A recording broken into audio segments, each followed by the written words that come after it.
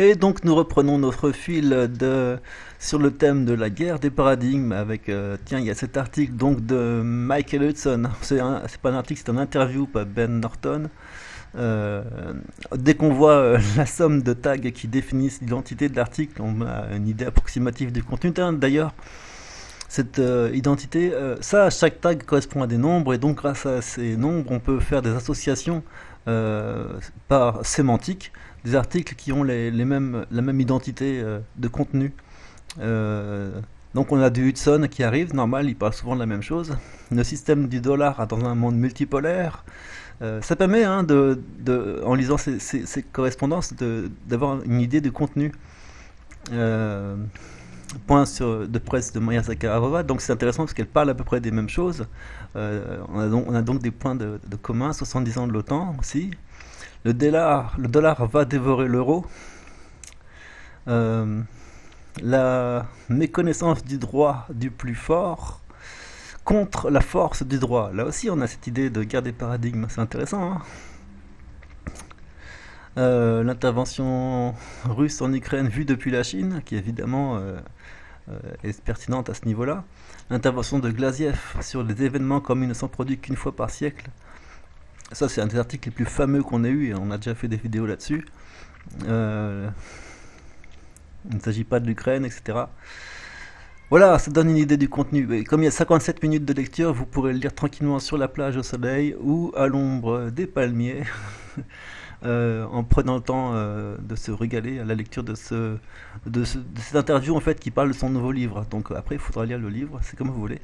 On est passé rapidement sur le nouvel ordre polaire de German Gray Lopez, parce que ici, c'est un article court qui parle du chaos et de l'effet papillon. En fait, il résume différents points de la situation actuelle pour expliquer qu'on est assez mal barré quand même. Le nouvel ordre multipolaire. Donc le biologiste machin explique que les variables du logos et le hasard de l'évolution humaine seraient des aspects complémentaires de la nécessaire adaptation évolutive des êtres vivants, hein, etc. Donc il y a l'émergence de la pandémie mondiale qui n'a pas été perçue immédiatement. Bon d'accord, c'est une façon de dire, de voir.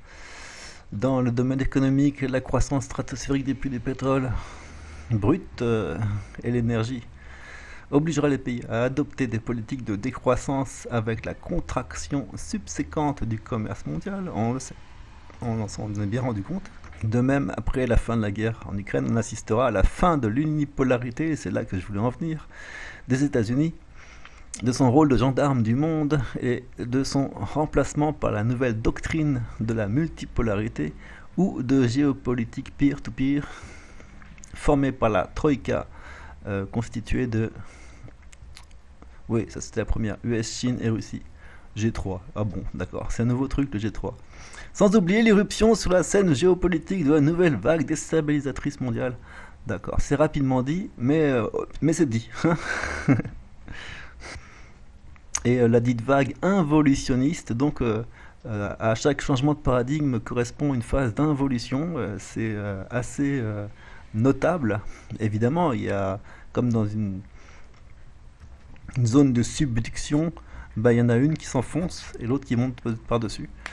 C'est ça, hein, un changement de paradigme, ça ressemble un peu à ce qu'on voit en géologie. La vague involutionniste serait causée par des causes économiques, déclin, machin, des raisons culturelles, on l'a vu avec l'histoire du nazisme et la compréhension, des causes politiques, dans la perte de crédibilité démocratique, on l'a vu parce que objectivement la, la révolte contre les gouvernements est relativement planifiée. Donc perte de crédibilité démocratique d'innombrables gouvernements des pays occidentaux, évidemment, ils font que de la merde. Et du tiers du monde par des explications géopolitiques. L'émergence d'un nouveau scénario géopolitique mondial après le retour à l'endémisme récurrent de la guerre froide entre les États-Unis et la Russie. En gros, il sent, il ressent, il parle de ce dont nous parlons, hein, c'est la confrontation des systèmes. Alors, sur cet article, la subtilité de la rhétorique gauchiste, ça c'est encore un article qu'on a vu beaucoup se répercuter dans la vraie presse normale, dite alternative, mais en fait c'est la vraie presse normale. Parce que notamment il fait le bon dos à Chomsky, qui est un scientifique qui a marqué l'histoire et contribué à l'avancée de la science, donc il n'y a rien à dire sur ce point. Mais justement maintenant, il procède d'un paradigme et d'une façon de penser euh, qui constituent de la déviance par rapport à l'époque actuelle, et c'est en ça que ces analyses deviennent critiquables. Donc Chomsky, maître de la demi-vérité, ça veut dire que le pauvre il est fait. Non, mais sans être trop critique, ça veut dire que quand même les paradigmes dont il fait usage sont eux-mêmes ceux qui sont en train de périr. C'est intéressant. L'Empire du mensonge et les armes biologiques a encore un coup de force de Pepe Escobar que je vous laisse prendre. Mais nous, ce qui nous intéresse, c'est pas les pénuries alimentaires dans 6 mois, oui, oui, on sait. C'est une série d'articles, de 4-5 articles, qui ont tous parlé de la même chose, sans que les gens soient forcément connectés les uns aux autres. Et donc spontanément, ils ont abordé les mêmes sujets. On va y arriver. Avec un peu d'effort, on finit par y arriver. Ici, dans cet article, alors ça, c'est les remarques de Lavrov. Après avoir fait sa tournée mondiale, où il a répété incessamment toujours les mêmes choses à de nombreux journalistes sur la situation actuelle, il a eu le temps de cogiter sur certaines questions, et dans cette alors c'est quoi, assemblée du Conseil de politique étrangère de la défense à Moscou le 14 mai. Là, il peut livrer ses réflexions. Et ça devient extrêmement intéressant parce il est assez coriace dans ses réflexions, et assez puissant aussi.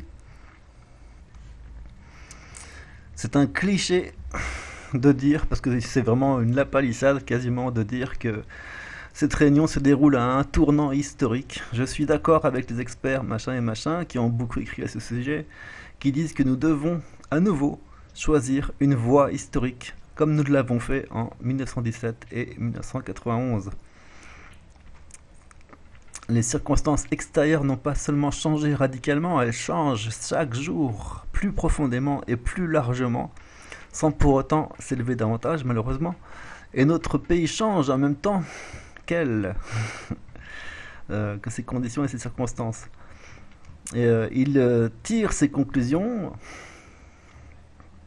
Le choix que nous avons fait est facilité, alors ça c'est intéressant, est facilité par le fait que l'Occident collectif, c'est comme ça qu'ils nous appellent tous, a déclaré une guerre hybride totale contre nous. C'est-à-dire, les choix que nous avons faits, en fait qui seront faits, est facilité par la guerre hybride. Je laisse réfléchir parce que il est difficile de prévoir combien de temps ça va durer, mais il est clair que les conséquences seront ressenties par tous sans exception. C'est-à-dire qu'il y avait déjà une amorce de changement qui était en cours, et effectivement depuis assez longtemps, la Russie avait déjà mis en place les premières pièces du puzzle à droite et à gauche, ne serait-ce que par l'invention des BRICS, et des dispositions économiques. Quand on a coupé SWIFT, ils n'étaient pas complètement dépourvus parce qu'ils avaient déjà un système de rechange. Il y a plein de choses qui ont été mises en place progressivement, mais de façon aléatoire, enfin de façon dispersée. Et tout d'un coup, la guerre hybride totale, menée par l'Occident collectif, a accéléré et unifié tous ces changements de façon à certifier une nouvelle voie évolutive, et un changement radical ouais, dans le paradigme qui va créer la nouvelle époque qui arrive. Ça, c'est vraiment pertinent. Nous avons fait tout ce qui était en notre pouvoir pour éviter un conflit direct, mais ils nous ont lancé un défi et nous l'avons accepté. Ça me rappelle Elon Musk qui a fait bien Poutine, je te lance au défi à l'escrime. Mais c'était sûrement symbolique, mais il y avait de l'idée, hein, quand même. Nous sommes habitués aux sanctions, ça fait longtemps que nous vivons sous l'une ou l'autre des sanctions. Ce qui est surprenant, c'est la montée d'une russophobie enragée dans presque tous les pays civilisés. Pour eux, ils le voient de façon vraiment exagérée, parce que nous, on ne le sent pas vraiment, mais quoique c'est médiatisé. Mais pour eux, c'est quelque chose de super gênant. Et c'est sûr que ça la fout mal quand même. Ils ont jeté aux orties le politiquement correct, les convenances, les règles et les normes juridiques. En fait, ils ne comprennent pas très bien le politiquement correct. C'est encore du vocabulaire russe. Pour eux, le politiquement correct n'est pas exactement ce que nous on appelle ça comme ça. Pour nous, c'est plutôt de l'hypocrisie à plein tube, hein, franchement. Et, euh, et c'est même de la psychopathologie, carrément, tout simplement. Mais le politiquement correct tel qu'il est officiel, bon, c'est officiellement défini, en tout cas, c'est bah, le fait de se ranger du côté du bien en toutes circonstances, etc. En tout cas, c'est comme ça que lui, il a l'air de le définir. Comme je disais dans un commentaire, à mon avis, Lavrov, s'il voyait une blague de South Park, il rigolerait même pas, il comprendrait pas la blague. Parce que South Park, ils ont fait tout un speech, plusieurs épisodes sur le politiquement correct, et c'était très drôle. Bon, bref, cette campagne n'a pas épargné les diplomates russes, ils travaillent au péril de leur vie. Conformément aux exigences de l'époque, nous nous acquittons de nos devoirs, nanana. L'Occident a réagi de manière hystérique au début de l'opération militaire spéciale et que tous les vols ont été annulés. Nous avons immédiatement aidé les Russes qui se trouvaient à l'étranger, etc.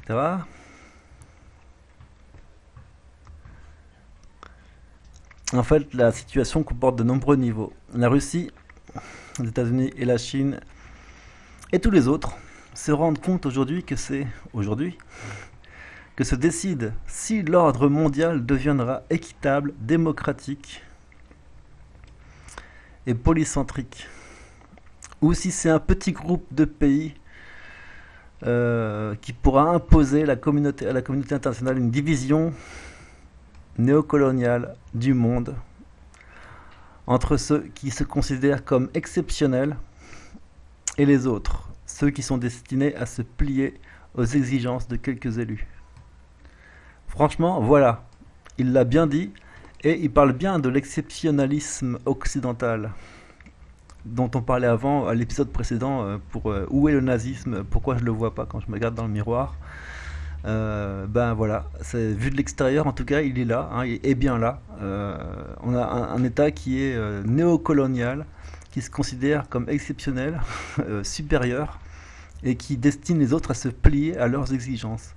Ça, c'est le pouvoir unipolaire.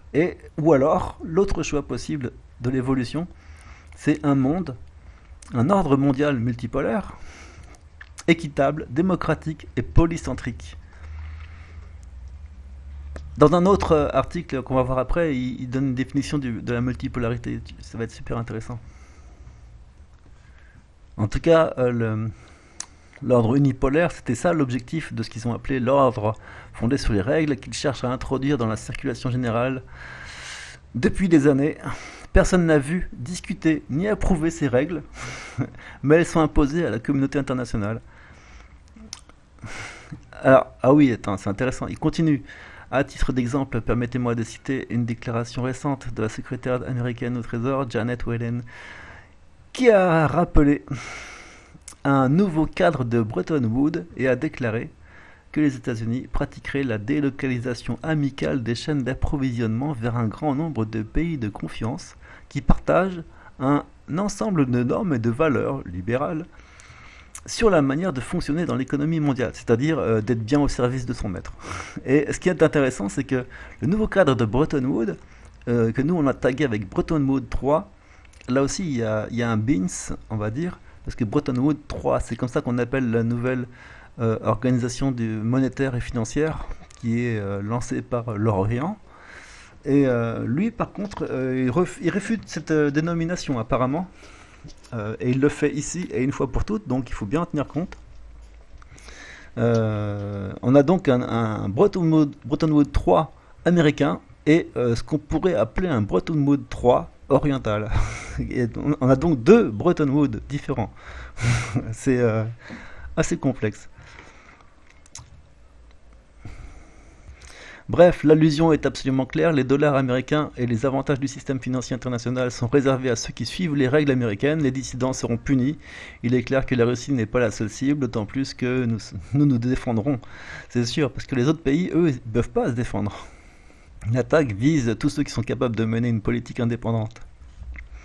Et donc il conclut, il poursuit. L'ordre fondé sur les règles n'envisage ni la démocratie, ni le pluralisme, même au sein de l'Occident collectif. C'est quand même important de le savoir pour nous qui sommes là-dedans. L'exemple le plus frappant est le retour à une discipline de bloc dur et une soumission inconditionnelle des alliés au diktat de Washington. Les Américains ne feront pas de cérémonie avec leurs partenaires juniors. L'UE perdra finalement tout attribut d'indépendance et se joindra docilement au plan anglo-saxon d'affirmation de l'ordre mondial unipolaire, tout en sacrifiant la qualité de vie des intérêts clés des Européens pour plaire aux États-Unis.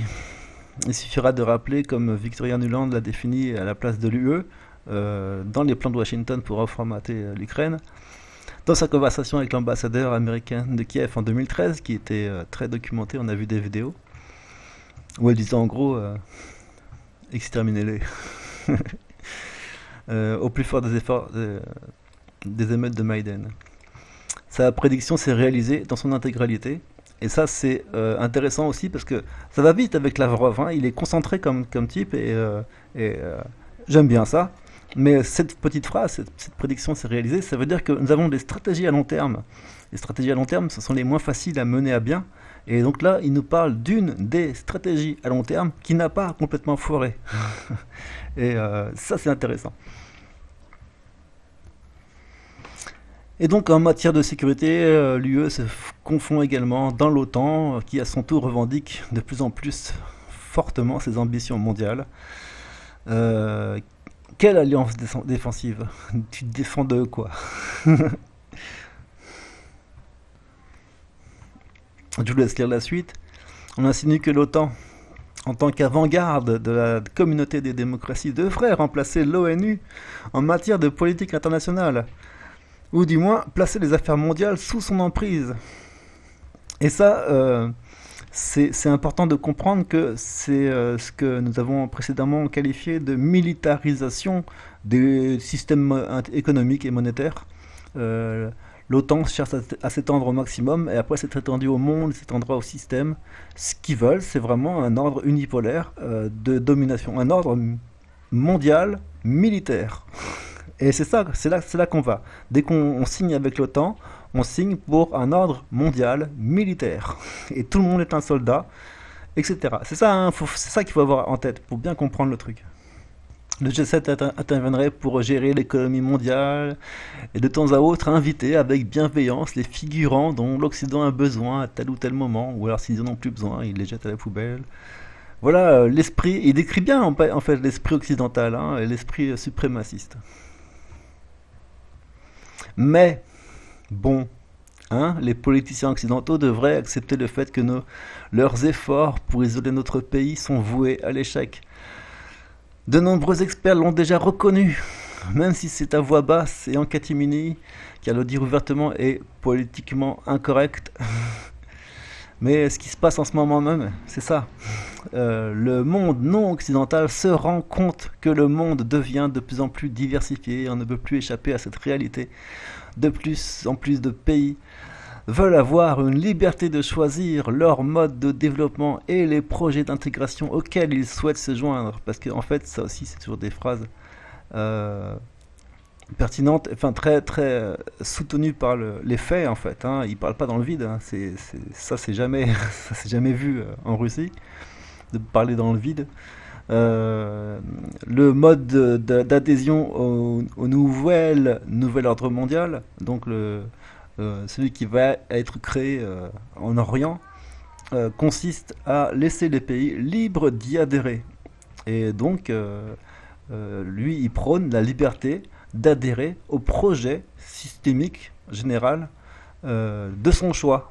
C'est-à-dire qu'on ait au moins le choix. Si on veut participer à un ordre unipolaire, comme le font la Suède et la Finlande, ils ont la liberté de le faire. À la limite, on ne les interdit pas. C'est eux qui choisissent de se mettre dans la merde. C'est pas personne ne les force. Mais au moins, ils ont la liberté de le faire. Et tant qu'il y a cette liberté, c'est parfait. Comme ça, eux, ils peuvent proposer ce que j'ai toujours voulu, en fait, un système concurrent. Et et dire bah, si vous voulez plutôt participer à un système où on préfère la liberté et l'autodétermination, eh ben, vous êtes les bienvenus, la porte est ouverte. Et donc, un nombre croissant de pays d'Asie, d'Afrique et d'Amérique latine refusent d'abandonner leurs intérêts nationaux et de tirer les marrons du feu pour les anciens pays parents. Une majorité écrasante de nos partenaires qui ont ressenti les effets du colonialisme et du racisme occidentaux ne se sont pas joints aux sanctions anti-russes. Pour le plus grand bonheur de tous, l'Occident, que le président Poutine a qualifié d'empire du mensonge, n'est plus considéré depuis longtemps comme un idéal de démocratie. N'est-ce pas? Je souligne bien quand même pour que tu le vois, hein, de liberté et de bien-être. En pillant les biens matériels d'autres pays, les pays occidentaux ont détruit leur réputation de partenaires prévisibles qui honorent leurs engagements. Personne n'est à l'abri de l'expropriation et de la piraterie d'État désormais. C'est pourquoi non seulement la Russie, mais aussi de nombreux autres pays réduisent leur dépendance à l'égard du dollar américain et des technologies des marchés occidentaux. Et ça, les technologies, moi je te parle des produits GAFAM contre lesquels j'ai toujours... je les ai jamais utilisés, donc j'ai construit mes propres systèmes et c'est ça qu'ils font eux aussi. C'est ça, je te parle de la partie qui m'intéresse. Mais les technologies et les biens de production en général des marchés occidentaux, c'est out. Je suis sûr qu'une démonopolisation progressive de l'économie mondiale n'est pas un avenir lointain. Et d'ailleurs, ils y travaillent avec force. Il y a d'autres articles là-dessus. Donc nous avons pris note, attends je te lis tout parce que de l'article de Fyodor Lykianov, du coup je l'ai référencé en tant qu'auteur parce qu'il existe, qui nous dit que l'Occident ne nous écoutera pas et n'écoutera pas ce que nous avons à dire. C'est une réalité. Il y a longtemps avant l'opération militaire spéciale. Et une réorientation radicale des actifs de l'Ouest vers d'autres flancs est une nécessité naturelle. Je voulais rappeler que Sergei Karaganov promeut systématiquement cette philosophie depuis de nombreuses années. En gros, ça s'appelle le retour à la souveraineté et le fait de se désolidariser des dépendances qu'on peut avoir envers l'État, envers l'Occident collectif. Donc voilà, il est parfaitement clair que pour tout le monde que le processus a commencé, non pas par caprice, car nous avons toujours été ouverts à un dialogue égalitaire, mais en raison du comportement inacceptable et arrogant de nos voisins occidentaux qui ont suivi l'incitation de Washington à annuler la Russie, cancel la Russie dans les affaires internationales. Là aussi, on a leur propre définition du cancel, mais bon, on comprend bien. Il simplifie vraiment les termes, mais on comprend bien qu'on comprend sa colère hein, quand même. Donc voilà, après je vous laisse tirer la suite. Bon, l'établissement des liens plus étroits avec des forces partageant les mêmes idées en dehors de ce qu'on appelait autrefois le milliard d'or est un processus absolument inévitable et mutuellement bénéfique. Les relations entre la Russie et la Chine n'ont jamais été aussi bonnes, etc., etc. Et tout ça, c'était donc pour l'introduction de tout le travail qu'ils étaient en train de commencer à faire ensuite sur la définition des nouveaux objectifs. Ça, c'était que l'intro. Hein. Voilà quand on parle de guerre de l'Ukraine, de guerre des paradigmes. Allez, je fais une coupure ici et on commence les choses sérieuses avec nos 4 articles de Israël Shamir. Ensuite, on a Badr Kumar. Ensuite, on a Thierry Messant. Et ensuite, on a un autre. Lui aussi. Bon, d'accord. Ok. Je reviens là. À tout de suite.